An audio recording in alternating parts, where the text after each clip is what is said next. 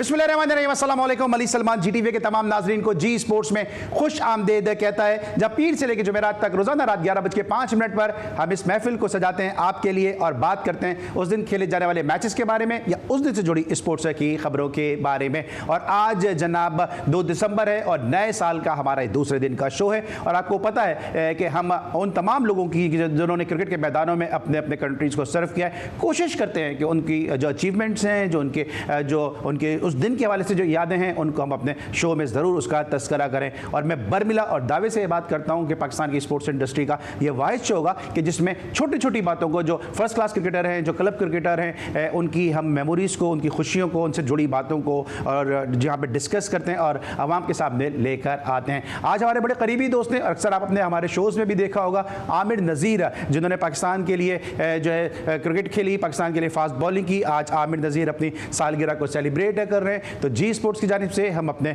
बहुत ही करीबी और अजीज़ दोस्त आमिर नज़ीर को उनकी सालगिरह की मुबारकबाद देते हैं और दुआ करते हैं कि इसी तरह कई सालगिरह वो सेहत, सलामती, तंदुरुस्ती और अपने प्यारों के साथ मनाते रहें। इसके साथ साथ आज हम एक और हमारे बड़े ज़बरदस्त क्रिकेटर और बड़े ज़बरदस्त दोस्त और बड़े ज़बरदस्त हमारे मित्र अक्रॉस द बॉर्डर अपनी सालगिरह को सेलिब्रेट कर रहे हैं। कीर्ति आज़ाद, जो ना सिर्फ लोकसभा के मेंबर हैं, नेशनल असेंबली के मेंबर हैं, 4 मरतबा नेशनल असेंबली के मेंबर मुंतखब हो चुके हैं, अपने वक्त के बड़े ज़बरदस्त ब्लास्टर बैट्समैन, 1983 की जो वर्ल्ड कप की फातेह टीम थी उसके रुकन रहे और आज वो भी अपनी सालगिरह सेलिब्रेट कर रहे हैं। तो कीर्ति आज़ाद जी को भी सालगिरह की बहुत बहुत मुबारकबाद। बात करेंगे पाकिस्तान क्रिकेट के मामलात के हवाले से और दीगर मामलात के हवाले से, इंडियन क्रिकेट के मामलात के हवाले से, लेकिन उससे पहले प्रोग्राम का फॉर्मेट, आज की टॉप स्टोरीज। टेस्ट सीरीज बराबर करने का चैलेंज, पाक जनूबी अफ्रीका के दरमियान दूसरा टेस्ट कल केप टाउन में खेला जाएगा। कौमी स्क्वाड की न्यूलैंड्स स्टेडियम में भरपूर प्रैक्टिस। जनूबी अफ्रीका ने दूसरे टेस्ट के लिए प्लेइंग 11 का ऐलान कर दिया। मेजबान टीम में 3 तब्दीलियां की गई हैं। केप टाउन की पिच मुख्तलिफ है, कल दोबारा पिच का जायजा लेकर प्लेइंग 11 का ऐलान करेंगे शान मसूद। साल 2024 में हमारी टीम ने बहुत मेहनत की, साल 2025 में होने वाले मैचेस में अच्छे नताइज लाने की कोशिश करेंगे, मोहम्मद रिजवान। एक खिलाड़ी को मुसलसल 12 माह तक नहीं खिला सकते, रेड और व्हाइट बॉल टीमों को अलहदा करना पड़ेगा, आकिब जावेद। आईसीसी इवेंट का पाकिस्तान में होना इनके लिए बहुत अच्छा है, मगर ये बदकिस्मती है कि भारत चैंपियंस ट्रॉफी के लिए पाकिस्तान का सफर नहीं कर रहा, Shane Watson. Pakistan super league edition 10 के लिए दुनियाई क्रिकेट के बड़े नामों की रजिस्ट्रेशन का सिलसिला जारी। मार्क चैंपियन, जारत असलंका और मुजीबुर रहमान ने भी पीएसएल एडिशन 10 के लिए रजिस्ट्रेशन करवा ली। कायदे-ए-आज़म ट्रॉफी फाइनल में पेशावर पहली इनिंग्स में 258 रन बनाकर आउट हो गई। सियालकोट की तरफ से कप्तान अम्माद भट्ट की 4 और अली रजा की 3 विकेटें। सियालकोट ने खेल के अख्ताम पर बगैर किसी नुकसान के 8 रन बना लिए। ICC women under 19 world cup के लिए पाकिस्तानी टीम का तरबियती कैंप कराची में जारी।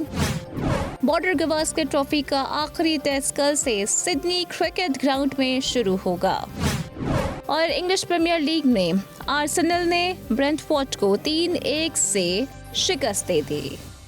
जी नाज़रीन, ये थी आज की टॉप स्टोरीज और आपने प्रोग्राम की इब्तिदा में जब मैं प्रोग्राम का इंट्रो दे रहा था उस वक्त आपने सुना कि आज ना सिर्फ आमिर नज़ीर बल्कि इंडिया के बड़े ज़बरदस्त ब्लास्टर बैट्समैन और 4 टाइम्स लोकसभा के मेंबर कीर्ति आज़ाद साहब भी अपनी सालगिरह मना रहे हैं। और कीर्ति आज़ाद साहब का नाम ना सिर्फ इंडिया में बल्कि पाकिस्तान में भी क्रिकेट के हलकों में जाना जाता है, जो अपने वक्त से कहीं पहले शायद पैदा हो गए। अगर इस दौर में होते तो शायद वो मुख्तलिफ किस्म की लीग्स के जो है वो हॉट फेवरेट क्रिकेटर होते। उस दौर में कि जब कोचिंग मैनुअल के मुताबिक क्रिकेट खेली जाती थी, बड़े बड़े स्ट्रोक लगाते थे। और मुझे याद है जब पाकिस्तान की एक टीम गई दिल्ली में, जो इंदिरा गांधी स्टेडियम में मैच खेला गया, वहां इन्होंने क्या शानदार बैटिंग की थी। आज अपनी सालगिरह को सेलिब्रेट कर रहे हैं and we are very fortunate and we are very blessed कि इस वक्त इंडिया से हमारे साथ मौजूद हैं कीर्ति आज़ाद जी। उनको हम शो में खुश आमदेद कहते हैं। आदाब कीर्ति आज़ाद जी।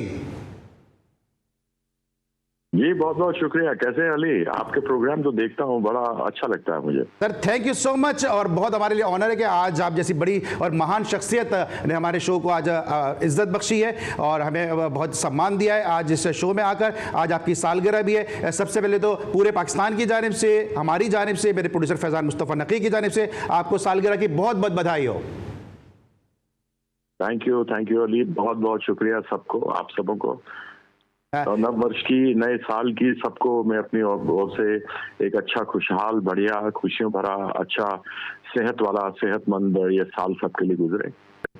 बिल्कुल। अच्छा कृतिका जी, आपकी मौजूदगी का फायदा उठाते हुए थोड़ी क्रिकेट पे भी बात कर लेते हैं, और जिस तरह से आप जबरदस्त आप क्रिकेटर हैं, पहले जरा मैं बात कर लेता हूं कि आप खुद ये बात फील करते हैं, क्योंकि मैं जब जब आपका नाम पढ़ता हूं, देखता हूं, या आपका मेरे जहन में तस्वुर आता है, तो मैं हमेशा ये बात सोचता हूं कि आप शायद वक्त से पहले पैदा हो गए, क्योंकि उस दौर में कि जो जिस अंदाज की आप बैटिंग करते थे, उस वक्त को शायद वो बैटिंग उस लिहाज से इस वक्त के लिहाज से थी और उस वक्त के लिहाज से बहुत आगे थी। हाँ बिल्कुल, उस समय अगर हम लोग जरा भी ऊंचा कोई शॉट मारे हैं, सिक्स मार दिया, तो कोचेज या दूसरे लोग बड़े नाराज होते थे, नाक मुंह चिढ़ा लेते थे कि ये क्या शॉट खेल रहे हो, सिंगल्स लो, सिंगल नहीं तो डबल ले लो, डबल हो तो बीच में चौका मार दो, लेकिन ऊंचा मारने की क्या जरूरत है। तो कई बार ऐसा महसूस होता है कि शायद 40-45 साल पहले हम पैदा हो गए, या फिर ये 40-45 साल बाद T20 आया। ठीक है सर, उस मैच की कुछ यादें हैं जो दिल्ली में मैच खेला, पाकिस्तान की टीम गई, इकबाल कासिम साहब, जलालुद्दीन साहब, अजीम हफीज साहब, और क्या शानदार आपने वहां पे बैटिंग की थी, और कलर क्लॉथिंग में वो मैच खेला गया था। जी बिल्कुल, हम हार चुके थे उस समय। जाहिर अब्बास साहब कैप्टन थे पाकिस्तान के। हम लोग शायद 75 पे 7 आउट हो गए थे, 197 चेज करना था। तो ऐसे में बस क्या कहें, चल गई तो चल गई, चला गया। बहुत आज तक मुझे तो वो बैटिंग आपकी याद है कृतिक भाई, जो आपने वो बैटिंग की थी, फिर 83 का वर्ल्ड कप आपके कैरियर की जो है वो बड़ी एक अचीवमेंट रहा, उसके वाले से अगर कुछ कहना चाहें। हाँ, आप ये देखिए कि पहला मैच था वर्ल्ड कप के बाद, 83 में first time world cup Asia की कोई टीम जीती थी। उसके पहले 2 बार वेस्ट इंडीज जीती थी, और तीसरी बार हम वर्ल्ड कप जीते थे। और उसके बाद फिर पाकिस्तान भी जीती, श्रीलंका भी जीती, बाकी अपनी एशियाई टीमें जीती गई। ये मैच था, पहला डे नाइट मैच था जिसके बारे में आप जिक्र कर रहे हैं। वो भी इंडिया पाकिस्तान था, वो भी आपका वर्ल्ड कप था। और उसके बाद हमारी ऐसी सिचुएशन थी कि जहां हमारे बचने का कोई चांस नहीं था। तो जो कहते हैं कि एक चमड़े का सिक्का एक दिन चला दिया था, तो हमने भी चला दिया।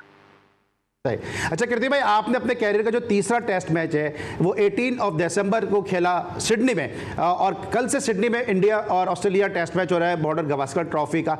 ये किस तरह से आप इस सीरीज को देखते हैं कि इंडिया ने पहले टेस्ट मैच जीता, उसके बाद ऑस्ट्रेलिया यहाँ पे डोमिनेट करती हुई नजर आई है। ओवरऑल आप क्या देखते हैं कि किस तरह से परफॉर्मेंस रही है इंडिया की? सबसे पहली बात तो क्रिकेट को बोलते हैं कि it's the game of glorious uncertainties. आप कुछ कह नहीं सकते कि क्या अगली गेंद में होने वाला, और इसकी सबसे मजेदार बात यही है। और खास करके अगर आप देखें, आजकल टेलीविजन पे 30 अलग अलग कैमरों से मैच दिखाया जाता है, तो जो लोग क्रिकेट को देखते हैं, समझते हैं, या क्रिकेट से प्यार करते हैं, वो भी कमेंट करके हमको बताने लगते हैं क्रिकेट कैसे खेलनी होती है। तो मैं भी कई बार कहता हूँ जी बिल्कुल, आप बिल्कुल सही कह रहे हैं। हम ऑस्ट्रेलिया में आ गए, ऑस्ट्रेलिया की बात करें, मुझे लगता है कि एक गलती हमसे जरूर हुई कि जब रोहित आए, तो जब हमारे केएल राहुल का और जायसवाल का अच्छा ओपनिंग पार्टनरशिप चल रहा था, तो हमने कप्तान रोहित शर्मा को ओपन क्यों कराया? वो आराम से 3 नंबर पे, 4 नंबर पे, 5 नंबर पे बैटिंग करने आ सकते थे, क्योंकि ऑस्ट्रेलिया में जाना, सेटल होना, और खास करके जिस प्रकार की क्रिकेट वो खेलते हैं, उसमें यह जरूरी रहता है कि अगर अच्छे परफॉर्मेंस जिन्होंने दिया वो वहां रहें, और प्रेशर ऑस्ट्रेलिया पर रहे। तो हम क्या रोहित शर्मा को वापस फॉर्म में लाने का प्रयास कर रहे थे, जो उस समय सही नहीं था। जो बढ़िया कॉम्बिनेशन चल रही थी उसी के साथ हमको चलना चाहिए था, और वो कमजोरी हमें दिखी हमारे ओपनिंग में, क्योंकि रोहित का फॉर्म भी उतना अच्छा नहीं चल रहा, और किसी भी खिलाड़ी का फॉर्म अच्छा या खराब हो सकता है। तो उसको लेकर उसकी कोई जो ग्रेटनेस है वो कम नहीं होती है, लेकिन स्थिति को, सिचुएशन को देखते हुए जो कॉम्बिनेशन, विनिंग कॉम्बिनेशन था, उसके साथ हमें चलना चाहिए था। सही। अच्छा, कल मेरे साथ पाकिस्तान के पूर्व कप्तान मुश्ताक मोहम्मद साहब थे। उन्होंने कहा कि विराट कोहली को थोड़ा रन देना चाहिए, लेकिन रोहित शर्मा जो है नजर नहीं आता, उनमें अभी ज्यादा क्रिकेट बाकी है। आप एग्री करेंगे? बड़ा आसान होता है। देखिए ना, मैं आज कुछ बोल दूं और कल इनमें से कोई सैकड़ा मार दे, तो फिर मैं कहाँ शक्ल दिखा पाऊंगा? क्रिकेट यही तो मजेदार अजीबोगरीब खेल है कि अगली गेंद में क्या होने वाला किसी को नहीं मालूम। फुल टॉस पे बैट्समैन आउट हो जाता है, और गुड लेंथ गेंद जिस पर कि डिफेंस करना चाहिए उस पर छक्का लग जाता है। तो क्रिकेट में कहना बड़ा ही मुश्किल है। आसान सा कैच छूट जाएगा, लेकिन सबसे ऐसे कैच जो सबसे डिफिकल्ट मुश्किल होगा वो लोग पकड़ लेते हैं, जिसको कहते हैं उड़ती चिड़िया को पकड़ देना। तो क्रिकेट में कोई चीज का कमेंट करना उचित नहीं है। हाँ, अगर आप यह देखें कि आपके पीछे कैसा क्या परफॉर्मेंस रहा है नहीं रहा है, तो उसके पर आप अवश्य बोल सकते हैं। ठीक है। अच्छा कीर्ति जी, ये तिला भी आ रही है, कुछ सुनने में समाचार आ रही हैं कि शायद कल बुमराह कैप्टनसी करें, शायद रोहित शर्मा को रेस्ट करा दिया जाए। अगर कल ऐसा होता है तो ये भारतीय क्रिकेट के फ्यूचर के हवाले से किस तरह का डिसीजन देखेंगे आप? अगर मगर में तो मुझे यकीन नहीं। मैं इतना जानता हूँ जो सामने होगा वो हमारी आंखों के सामने होगा, और जो चीज होती है उसको कोई झुठला नहीं सकता कि ये नहीं हुआ। अगर आपने ये बात कही कि रोहित शर्मा नहीं खेलेंगे और बुमराह कप्तानी करेंगे, तो ये एक बहुत ही बड़ा, जिसको कहा जाए कि कदम होगा, क्योंकि एक कप्तान जो सीरीज के लिए कप्तान है, जिसको आपने रखा है, उसको ड्रॉप कर दिया जाए और वाइस कैप्टन को लेकर आ जाए। मुझे ऐसी कोई मिसाल तो याद आती नहीं जो मैं कह सकूं कि किसी कप्तान को ड्रॉप किया गया हो और उसकी जगह वाइस कैप्टन को कप्तानी दी गई हो। लेकिन ओपनिंग जो एक हमारी शुरू में जायसवाल की थी और राहुल की थी, वह मैं यह भी समझता हूं कि जरूर कल होना चाहिए। रोहित अगर खेल भी रहे हो तो नीचे आए, लेकिन जो एक पुख्ता हमारी बढ़िया ओपनिंग पार्टनर्स थे वो रहने चाहिए। अब आगे अगर ऐसा हो जाता है तो सच में ये भी अपना एक रिकॉर्ड हो जाएगा कि रोहित नहीं खेलेंगे। ठीक है सर, कोहली का क्या प्रॉब्लम नजर आ रहा है? कोहली सिमिलर फैशन में आउट हो रहे हैं? मुझे कोई, देखिए पहले मैच में उन्होंने सेंचुरी बना दी थी, अब वो आउट हो रहे हैं तो बात होनी शुरू हो गई कि वो आउट होना शुरू हो गए। अच्छी गेंदें पड़ती हैं, केवल सिर्फ बैट्समैन तो नहीं खेल रहा क्रिकेट, सिर्फ इंडियन टीम तो क्रिकेट नहीं खेल रही, या सिर्फ विराट कोहली तो नहीं खेल रहा, उनके सामने गेंदबाज भी तो हैं, वो लोग भी तो आए हैं। आपको नहीं लगा ऑफ स्टंप से बाहर बहुत ज्यादा चेस करेंगे? ऑफ स्टंप के बाहर बहुत ज्यादा चेस करने जा रहे हैं? अब पता नहीं, जब आउट हो रहे हैं तो लोग कहना शुरू हो गए, जब ऑफ स्टंप के बाहर कवर ड्राइव्स मारते थे तब तो किसी ने कभी कुछ नहीं कहा था। सेम वही गेंदें थी, वही गेंदबाज थे, वही शॉट थी। आज आप 3 बार आउट हो गए तो हम कहते हैं कि दूर से आप खेल रहे हैं या दूर से आप उसको चेस कर रहे हैं, लेकिन जब वो चौके मार रहे थे तब तो किसी ने नहीं कहा कि उनको ये चौके नहीं मारने चाहिए, आगे चल के आउट हो सकते हैं। सही सही सही। सर बस एक आखिरी 1-2 सवाल क्विकली बस, कि पाकिस्तान क्रिकेट को आप किस तरह से देख रहे हैं कि पाकिस्तान की क्रिकेट थोड़ा सा डिक्लाइनिंग फेज में भी है? आपने बड़ा सुनहरी दौर देखा भी है, शारजा में भी आप पाकिस्तान के खिलाफ खेले, इंडिया में भी आप खेले पाकिस्तान के खिलाफ। क्रिकेट पाकिस्तान की आपको कैसी नजर आ रही है? देखिए, जब इमरान थे, बड़े भाई की तरह ही मेरे हैं, उन्होंने जो टीम को सामने खड़ा किया था, जो जज्बा था उनके साथ में, मुझे याद है मुदस्सर और मोहसिन खेला करते थे, जावेद मियांदाद ग्रेट प्लेयर, जाहिर भाई, आई मीन उनको तो जब कभी इंडिया आते हैं तो उनसे मुलाकात होती है, कभी लंदन में ही मिल लेता हूँ, उनके लिए बहुत मन में इज्जत है मेरे। वो थे इमरान, आई मीन एक पूरी लंबी फेहरिस्त थी खिलाड़ियों की, और जिस तरह की टीम उन्होंने सामने खड़ी की थी, जो एक लड़ाका पाकिस्तान टीम थी जो 96 में फिर वर्ल्ड कप जीती है, उसको पाने के लिए तो पाकिस्तान को बहुत ज्यादा मेहनत करनी पड़ेगी, और उसके लिए आपको कोई इमरान जैसा बिरला ही चाहिए जो आकर के टीम को खड़ा कर सकता है। टीम पाकिस्तान में जो मैंने देखी टैलेंट है, लेकिन जो एक टीम की तरह लड़ा करती थी इमरान के समय, वो मुझे दिखाई नहीं देती, और वो क्यों नहीं दिखाई देती मुझे समझ नहीं आता, क्योंकि आपके पास प्लेयर एक से एक बढ़कर है। ठीक है, थैंक यू सो मच कीर्ति जी। और एक दफ़ा फिर जाने से पहले आपको सालगिरह की बहुत बहुत बधाई हो, और बहुत बहुत शुक्रिया कि आपने रात के इस समय हमारे शो के लिए वक्त निकाला और बहुत सारे सवालात के जवाबात दिए। और यही जी स्पोर्ट्स का खासा है, और यही कोशिश हमारी होती है कि हम खिलाड़ियों की मेमोरीज को, चाहे पाकिस्तान के हों चाहे क्रॉस द बॉर्डर है, उनको हम ज़रूर शेयर करें, अपने नाजरीन की बसारतों तक और उनकी समातों तक लेकर आएँ। इस पर लेंगे हम एक ब्रेक, और जब ब्रेक के बाद वापस आएंगे तो एक और ज़बरदस्त ब्लास्टर बैट्समैन हमारे साथ मौजूद होंगे। मिलते हैं एक छोटे से ब्रेक के बाद।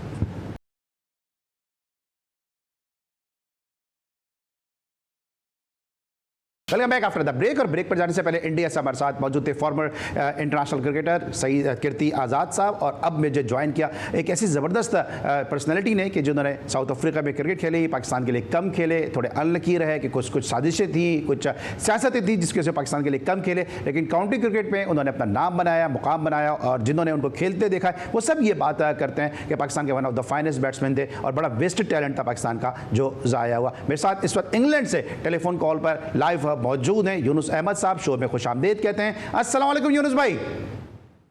वालेकुम सलाम अली, कैसे हैं आप? सर मैं बिल्कुल ठीक ठाक हूं, thank you so much for your valuable time. और कल से जो है सीरीज का दूसरा और आखिरी टेस्ट मैच खेला जाएगा केप टाउन में। आपने बहुत ज्यादा क्रिकेट साउथ अफ्रीका में खेली है जब एपार्थीड का दौर था।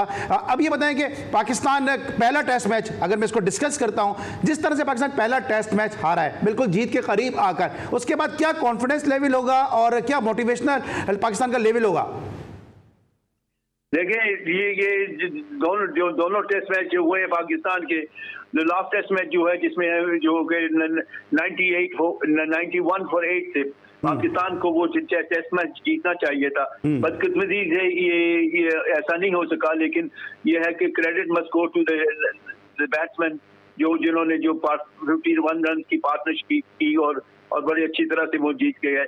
हालांकि ये है कि साउथ अफ्रीका के पास इस पर जितने भी बैट्समैन खेल रहे हैं उनकी जो आप देखें, अगर वो मेन बैट्समैन है कोई भी जो है उनकी एवरेज जो है 32 से ज्यादा नहीं है, लेकिन क्या है कि वो एज ए यूनिट वो कमाल खेलते हैं। अब आते हैं बात ये न्यूलैंड्स पे, ये केप टाउन मैच के लिए ये बहुत जरूरी है। ठीक है, अच्छा सर कल हाँ, ये जो टेस्ट में पहला जो हमारे इधर, पहले इसको डिस्कस कर लेते हैं कि शान मसूदी कप्तानी के वाले से बहुत ज़्यादा बात की जा रही है कि जब आखिरी 2 विकेटें चाहिए थी लंच के बाद और मुसलसल उन्होंने फास्ट बॉलर से बॉलिंग करवाई, फिर आमिर जमाल को अचानक से लेकर आ गए, वहाँ पे स्पिनर को लगाना चाहिए था। आप समझते हैं कि कैप्टनसी बड़ा इसका एक रीज़न रहा है टेस्ट में छाड़ने का? 100% है जी, इसमें कैप्टनसी सब आती है। ये क्रूशियल टाइम था उस वक्त, ये चाहिए था कि जो आपकी जो डिसीजन है बॉलर को लाने के लिए वो बड़ा क्रूशियल होना चाहिए, और ये उस वक्त नहीं हो सका। मैं भी समझता था कि स्पिनर्स का होना बड़ा जरूरी था उस वक्त की था। ये जरा थोड़ी सी गलती हो गई शान मसूद से। शान मसूद उनकी अपनी खुद पर जो परफॉर्मेंस है बैटिंग की, उससे भी मैं काफी जरा मुझे फिक्र लगा हुआ है, और मैं काफी कंसर्न हूँ कि पाकिस्तान के लिए ये हम उनको परफॉर्मेंस करनी चाहिए। ये उनके लिए बड़ा इंपॉर्टेंट टेस्ट मैच होगा। ठीक है, और दूसरी जानिब पाकिस्तान स्पिनर को नहीं खिला रहा है और सिर्फ फास्ट बॉलर पे रिलाई कर रहा है। आपने बहुत क्रिकेट साउथ अफ्रीका में, जिस तरह मैं बार बार कह रहा हूँ, खेली है। क्या वहाँ पे जिस तरह यहाँ पे साजिद खान को ये छोड़ के गए जिसने 19 आउट किया अगेंस्ट इंग्लैंड, पाकिस्तान को सीरीज जितवाने में इंपॉर्टेंट रोल प्ले किया, क्या आप समझते हैं कि उन पिचेस में वाकई जो स्पिनर्स का कोई रोल नहीं है जिसकी वजह से ना नौमान अली जो अवेलेबल स्पिनर थे स्क्वाड में वो खेल सके, ना ये साजिद खान को लेके गए? जी बिल्कुल, बहुत अच्छा सवाल किया आपने। जो भी मैं टेस्ट मैच वहाँ में खेला वहाँ पे हम स्पिनर्स हमने हमेशा खिलाए, और ये है कि स्पिनर्स का होना बहुत जरूरी है। क्या है कि वो ड्राई ग्राउंड बड़ी ड्राई है, वहाँ पे गर्मी बहुत है। केप टाउन में बड़ी गर्मी होगी और वह 4th डे और 5th डे पे जाके जो विकेट है वो टर्न लेगी, जरूर लेगी, और मुश्किल हो जाती है बैट्समैन के लिए खेलने के लिए। तो इसलिए ये है कि स्पिनर का होना बहुत जरूरी है। मैं ये समझता हूँ कि अगर पाकिस्तान ये टेस्ट मैच इसको बड़ा सीरियस लेना चाहिए, क्योंकि हमारे पास वेस्ट इंडीज आ रही है 2 हफ्ते में, वो आगे 2 टेस्ट मैच खेलेंगे। हमें सॉलिड जो टीम बनाने के लिए ये जरूरी है कि हम जो है लास्ट टेस्ट मैच जो है खेल रहे हैं तो साउथ अफ्रीका को जीत के आए और हैंडसमली जीत के आए, और अपनी परफॉर्मेंस सब बैट्समैन जो है उनको ठीक करें।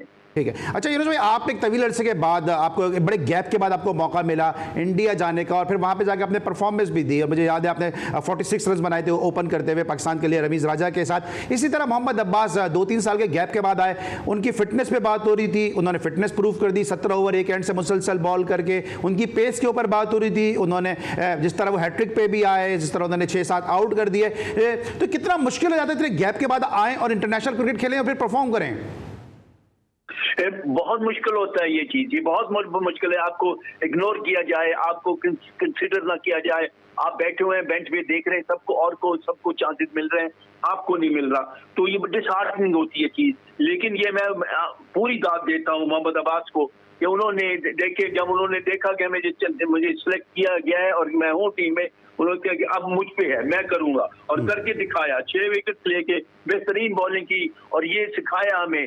तब सिलेक्टर्स को और हमारी पब्लिक के जितने भी पाकिस्तान के अंदर जो सिलेक्शन करते हैं कि देखें आप किसी को डिस्कार्ड नहीं कर सकते इस तरीके से कि भूल जाएं 3 साल उनको ना खिलाएं। आप अपने उनको चांस जरूर देना चाहिए। देखें ये भी देख लीजिए कि ऑस्ट्रेलिया में जो सीरीज हो रही है, स्मिथ ने आगे 159 सुपर बना दिया। इतनी उसकी परफॉर्मेंस गलत जा रही थी, लेकिन उन्होंने उनको साथ रखा। अब आज ये कहना चाहता हूं कि पाकिस्तान में ये बदनसीबी है कि जब एक दफा आपको ड्रॉप हो जाता है तो आपको भूल जाते हैं। तो मैं बहुत खुश हूँ मोहम्मद अब्बास से कि उन्होंने इतनी अच्छी कमाल की बॉलिंग की, और मैं उम्मीद करता हूँ कि ये इंकरेजमेंट जो है सब देंगे उनको, और ये हमारे मुल्क के लिए, पाकिस्तान के लिए और अच्छी परफॉर्मेंस देंगे। ठीक है। अच्छा, पाकिस्तानी क्रिकेट इन दिनों जिस तरह से चल रही है, आप इससे मुतमईन हैं कि पाकिस्तान की तरह डोमेस्टिक क्रिकेट खेली जा रही है? पाकिस्तान की तरह जो है वो टीम के अंदर भी फ़खर जमान को छोड़ के चले गए, साजिद खान को छोड़ के चले गए, पसंद नापसंद चल रही है, और अब हॉर्सेस फॉर कोर्सेज की बातें शुरू हो गई हैं करना। तो आपको लगता है पाकिस्तान क्रिकेट दुरुस्त जो है डायरेक्शन में है, दुरुस्त खतूत पर है? मैं बहुत अफसोस से कहना चाहूंगा कि हमारी जो लोकल जो हमारी फर्स्ट क्लास क्रिकेट है, जो उसको ठीक से इन्होंने संभाला नहीं, इसको चलाया नहीं ठीक से, और प्लेयर्स को ये कन्विंस नहीं किया, उनको कहा नहीं कि भी उनके कॉन्ट्रैक्ट्स में नहीं लिखा कि सबको खेलनी पड़ेगी फर्स्ट क्लास क्रिकेट, और हम फर्स्ट क्लास जो क्रिकेट में परफॉर्मेंस करेगा हम उनको सिलेक्ट करेंगे और उनको इनकरेज करेंगे। ये चीज जो है वो बड़ी जरूरी थी, ये हमने इग्नोर की, और हम देख रहे हैं कि इसका जो हमें ये अभी सजा मिल रही है कि भी हमने उस फर्स्ट क्लास क्रिकेट को इग्नोर किया, और हमने इस लड़कों को, प्लेयर्स को ये नहीं फोर्स किया, उनको कन्विंस नहीं किया कि अभी आपको खेलना पड़ेगा, पूरी प्रॉपरली खेलना पड़ेगा। तो ये चीज बड़ी जरूरी है। फर्स्ट क्लास क्रिकेट हमारे लिए बहुत जरूरी है। हमारे जितने क्रिकेटर आप देख लीजिए, जावेद मियांदाद, जहीर अब्बास देख लीजिए, माजिद खान देख लीजिए, सईद अनवर, ये सब लोगों ने जो है फर्स्ट क्लास क्रिकेट जो है मैचेस जो है हर सीजन में जो है 20-25 मैचेस जो है जो एक सीजन में खेलते थे। तो इसमें बहुत फर्क पड़ता है आपके फुटबॉल के लिए। बिल्कुल, फर्स्ट क्लास क्रिकेट बहुत जरूरी है। मुझे याद है कि जब इंडिया के टूर से पहले यूनुस भाई लाहौर से खेल रहे थे, तो इन्होंने उस वक्त कहा था कि क्या लाहौर का एक लड़का है जो लेफ्ट आर्म स्पिनर बैटिंग कर लेता है, इस लड़के में बहुत टैलेंट है। और फिर आने वाले वक्तों ने देखा कि बाद में वही जो लड़का जिसको यूनुस अहमद साहब ने आइडेंटिफाई किया था, आगे चलकर वो लड़का आमिर सोहेल के नाम से पूरी दुनिया में जाना गया। और जो साउथ अफ्रीका में पाकिस्तान ने पहला टेस्ट मैच जीता, वो भी आमिर सोहेल की कप्तानी में ही जीता। तो आमिर सोहेल को आइडेंटिफाई करने वालों में यूनुस अहमद साहब का नाम भी सरे फहरिस्त है, क्योंकि खुद भी ये डोमेस्टिक क्रिकेट उस वक्त तक खेल रहे थे। ब्रेक लेंगे, वापस आएंगे, बात करेंगे कुछ पाकिस्तान का कल से टेस्ट मैच जो शुरू हो रहा है उसके हवाले से, और बॉर्डर गवास्कर सीरीज उसको डिस्कस करेंगे यूनुस अहमद साहब से एक छोटे से ब्रेक के बाद।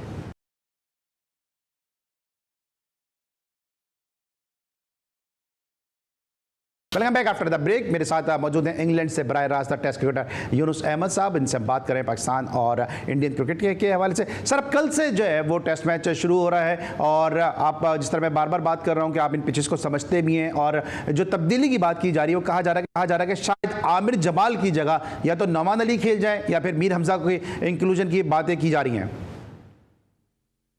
जी, मेरे ख्याल में मैं तो जी बहुत बड़ा नौमान अली का बहुत बड़ा फैन हूँ, और मैं समझता हूँ कि वो क्लास स्पिनर है और उसको खिलाना जरूरी है। और केप टाउन की विकेट भी ऐसी है कि आपको पहले डे फर्स्ट डे जो है वो बड़ा मुश्किल होता है बैटिंग के लिए, क्योंकि उसको मॉइस्चर उसमें होता है, और फिर ग्रीन ग्रास जो है जो छोड़ा होता है उन्होंने, क्योंकि विकेट को उन्होंने 5 दिन के लिए लास्ट रखना होता है कि चल सके। इसलिए ये है कि लेकिन थर्ड डे से वो टर्न होना शुरू हो जाता है, और फोर्थ डे और फिफ्थ डे पे तो फिर कमाल की जो है ना स्पिनर्स जो है ना वो बहुत तंग करते हैं। तो मेरे ख्याल में ये है कि अगर पाकिस्तान ये टॉस जीते तो उनको ये चाहिए कि साउथ अफ्रीका को इनवाइट करें कि वो पहले बैटिंग करें। लेकिन सर, आप जिस तरह पाकिस्तान की स्ट्रेंथ की बात कर रहे हैं, वहाँ पे दूसरी तरफ हम देख रहे हैं कि मफाका यंगेस्ट क्रिकेटर हो जाएंगे जो टेस्ट डेब्यू करेंगे, पॉल एडम्स का रिकॉर्ड ब्रेक कर देंगे। मफाका जब डेब्यू करेंगे तो 18 साल 270 दिन उनकी एज होगी। इसके अलावा केशव महाराज की वापसी की बात हो रही है, तो चौथी इनिंग में केशव महाराज को पाकिस्तान टैकल कर जाएगा, हैंडल कर जाएगा? क्यों नहीं करेगा? देखें जी, बात सुने, देखें Babar Azam is class player, world class player है, उसको कोई डाउट नहीं है। और कैपेबिलिटी बाकी प्लेयर्स में जो है बिल्कुल है। मेरा कंसर्न जो है वो मोहम्मद रिजवान से है। मैं समझता हूँ मोहम्मद रिजवान के पास बहुत टैलेंट है, वो बहुत अच्छा बैट्समैन भी है और विकेट कीपिंग तो है जानते ही हैं, लेकिन क्या है कि उनको चाहिए कि जरा कंसंट्रेट करें ये टेस्ट मैचेस के लिए, और वो जो शॉट्स जो अपने वो T20 वाले वो उसको भूल जाएं और इस पे ये सोच के खेलें कि मेरे बैटिंग है, मैं सारा दिन बैटिंग कर सकता हूँ, मैं एक दिन पूरा जो है मैं अपने यहाँ खड़ा अपने रंग बनाऊंगा। तो इसमें ये चीज है कि ये बड़ा क्रूशल है पाकिस्तान के लिए कि मोहम्मद रिजवान जो है वो इन फॉर्म में आए। ठीक है, और शान मसूद की कैप्टनसी के लिए कितना इंपॉर्टेंट है टेस्ट मैच? और शान मसूद के लिए भी सबसे ज्यादा जरूरी टेस्ट मैच है वो शान मसूद के लिए। एक तो चीज है कि जो क्योंकि वो कैप्टन है तो you have to lead from the top front.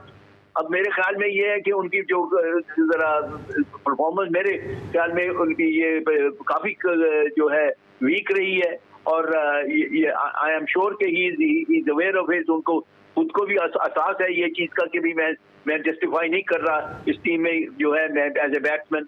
तो इसलिए बहुत जरूरी है कि इन दोनों इस टेस्ट मैच में दोनों इनिंग में उनकी फर्स्ट क्लास परफॉर्मेंस होनी चाहिए। टाइम जो है वो गुजारे अपना विकेट पे, और ये है कि आपके पास पूरा दिन पड़ा होता है कि बैटिंग करने के लिए। आप जब देखें उनको वीडियो देखनी चाहिए, जावेद मियादाद की वीडियो देखनी चाहिए, जहीर अब्बास की वीडियो देखनी चाहिए कि how they mastered their test innings, how they went on to get the double hundreds and 150 and you know how they took on and did it. तो ये है कि हम सबको सीखना पड़ता है। तो शायद इनके लिए जरूरी है शान मसूद के लिए कि ये जो ग्रेट प्लेयर्स हैं जिनके मैं नाम अभी दिए आपको, तो उनकी वीडियो देखें और कहें कि ठीक है ये 5 दिन का टेस्ट मैच है, मैं जाके पूरी अपनी ऑक्यूपाई करूंगा क्रीज और मैं आउट नहीं होऊंगा, जो मर्जी हो जाए, मुझे सेंचुरी बनाने में 1.5 दिन लगे, लेकिन मैं करूंगा करके दिखाऊंगा अपने मुल्क को कि भी मैं जो आपका कैप्टन है वो जो है वो अच्छी परफॉर्मेंस दे रहा है। अच्छा, अगर खुदा ना खास्ता शान अगर परफॉर्म नहीं कर सके, सो डू यू थिंक के captain can be change? Oh जी, हैव टू बी जी, I am very sorry to say, मुझे अफसोस होगा, लेकिन ये है कि cricket is a very brutal game. इसमें बड़े बड़े लोगों को जो है इनको बाहर बैठा दिया गया, उनका रिटायरमेंट लाई गई, और ये चीजें होती हैं जब परफॉर्मेंस नहीं होती। तो मेरे ख्याल में ये है कि शान मसूद को ये खेल देख के चलना चाहिए कि अगर मैंने परफॉर्मेंस ना यहाँ दे सका तो मेरी जो पोजीशन है वो बहुत वीक हो जाएगी। ठीक है, और पाकिस्तान अब तक 4 टेस्ट मैचेस खेले हैं केप टाउन में, 4 के चारों में पाकिस्तान को शिकस्त हुई है। आज हम 2 जनवरी को शो कर रहे हैं, 2 जनवरी 2003 को पाकिस्तान ने पहला टेस्ट मैच खेला, पाकिस्तान को 1 इनिंग और कुछ रन से शिकस्त हुई। फिर जो है 3 जनवरी 2019 को पाकिस्तान ने आखिरी टेस्ट मैच खेला, वहां भी पाकिस्तान को शिकस्त हुई। तो अब तक पाकिस्तान यहाँ पे ड्रॉ करने में भी कामयाब नहीं हुआ है। ड्रॉ जो मुश्किल है साउथ अफ्रीका में, particularly in south Africa cricket जो है ना वो विकेट्स एक ये है कि केप टाउन पर्टिकुलरली जो है ना आप देखेंगे कि सीमर्स इन द मॉर्निंग जो है ना पहले दिन जो है ना वो उनकी ईद लगी होगी, और बड़ा अच्छा साइडवेज जो मूवमेंट जो है बहुत मिलेगी उनको। और लेकिन सेकंड डे से आफ्टर टी जो है वो विकेट जो है बहुत खूबसूरत हो जाती है। थर्ड डे पे आपको और ही बेहतर मिलती है कि आप जो है स्कोर बना सकते हैं। तो मेरे ख्याल में ये है कि पाकिस्तान के लिए ये बहुत जरूरी है ये टेस्ट मैच कि काफी जो प्लेयर्स हैं उनके लिए कि परफॉर्मेंस दिखाना कि भी हमारे we are solid players and we going to be there playing test cricket for Pakistan। ठीक है, अब थोड़ी सी सर बात कर लेते हैं जरा बॉर्डर गवास्कर ट्रॉफी के हवाले से कि जहाँ पे कल से टेस्ट मैच का आगाज़ हो रहा है, और सुनने में ये आ रहा है कि रोहित शर्मा को जो है वो शायद या तो ड्रॉप कर दिया जाए या उनका बैटिंग ऑर्डर नीचे कर दिया जाए। अभी आपसे पहले मेरे साथ इंडिया से कीर्ति आज़ाद साहब मौजूद थे, उनका भी ये कहना था कि जब अच्छी एक ओपन चल रही थी KL राहुल की और जायसवाल की, तो फिर अगले टेस्ट मैच में ज़बरदस्ती रोहित शर्मा को ओपन नहीं करानी चाहिए थी, उनका नंबर नीचे देना चाहिए था। आप इस हवाले से क्या कहेंगे? मैं ये कहूंगा कि रोहित शर्मा को खुद ही चाहिए था कि जब उनसे परफॉर्मेंस ठीक नहीं हो रही तो उनको खुद ही चाहिए था कि टीम से कहते कि ठीक है मैं नंबर 4 नहीं था होता तो 5 पे आ जाता हूँ, कोई बात नहीं है। जब मेरी ठीक हो जाएगी, बैटिंग ठीक हो जाएगी, मेरे जो मुझसे स्कोर बनने शुरू हो जाएंगे तो मैं फिर वापस आ जाऊंगा।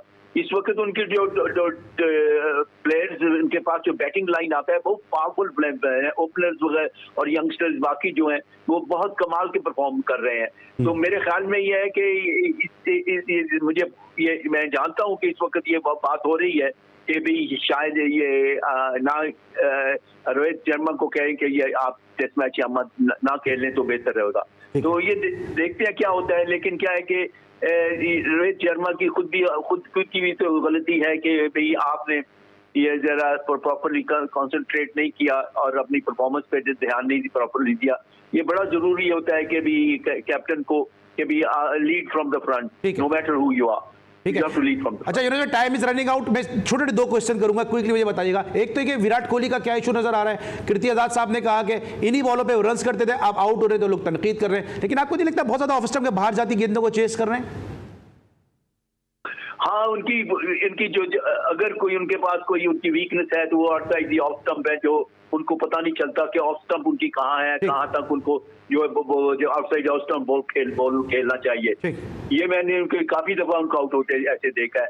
जब तक वो ये चीज को नहीं ठीक करेंगे तो उनके लिए प्रॉब्लम पड़ती रहेगी। ठीक है। हाँ, ये है कि जो उनको उनकी जो रेपुटेशन है, जिस तरह से उनके बनाते रहे स्कोर, उनसे अब नहीं पड़ता। ठीक, thank you so much. Younis Ahmed साहब हमारे साथ इंग्लैंड से बराह रास्त मौजूद थे, जिनसे हम डिस्कस कर रहे थे पाकिस्तान और इंडियन क्रिकेटर के मामला के हवाले से, और हमें उम्मीद है कि यूनुस अहमद साहब के साथ ये गुफ्तगू आपको पसंद आई होगी। लेकिन जैसा कि आपके इल्म है कि जी स्पोर्ट्स का एक गुलदस्ता है जिसमें क्रिकेट के अलावा दीगर खेलों को भी हम शामिल करते हैं और हर किस्म का फूल जो है स्पोर्ट्स के मैदानों से चुनकर इस गुलदस्ते में सजाते हैं। और बलूचिस्तान, जिस तरह हम बार बार वहाँ की खबरें शामिल करते हैं स्पोर्ट्स के हवाले से, स्पोर्ट्स का हब बना हुआ है। और बुशरा कमर जो हमारी नुमाइंदा खुसूसी हैं, और खदीजा काकड़ बहुत ज़्यादा मेहनत करके जो है मुख्तलिफ जो प्राइम स्पोर्ट्स के हवाले से होते हैं उनकी रिपोर्टिंग करती हैं। इसी किस्म का एक मैच खेला गया बलूचिस्तान की खवातीन फुटबॉल टीमों के दरमियान, के जहाँ पे बलूचिस्तान वीमेन और बलूचिस्तान अकेडमी की टीमें जो हैं वो एक दूसरे के बद्दे मुकाबिल थी। इस फुटसॉल मैच में क्या रहा, बुशरा कमर की इस रिपोर्ट में देखते हैं। क्वेटा में 9:30 पर खेलों के फरोग के लिए सरियाब में बलूचिस्तान फुटबॉल लीग का खैर सगाली मैच वुमेन फुटसॉल की खवातीन खिलाड़ियों के दरमियान खेला गया। मैच का इनेकाद रुकन सूबाई असेंबली फराजीम शाह ने वजीर आला बलूचिस्तान मीर सरफराज बुख्ती के विजन के मुताबिक किया, जिसका इफ्तिताह आईजी पुलिस बलूचिस्तान ने गेंद को किक लगाकर किया। खैर Sagalee match Balochistan women football academy और बलूचिस्तान फुटबॉल क्लब के माबैन खेला गया। खवातीन खिलाड़ियों ने बेहतरीन खेल पेश किया तो शायकीन भी खूब दाद देते रहे। आज का जो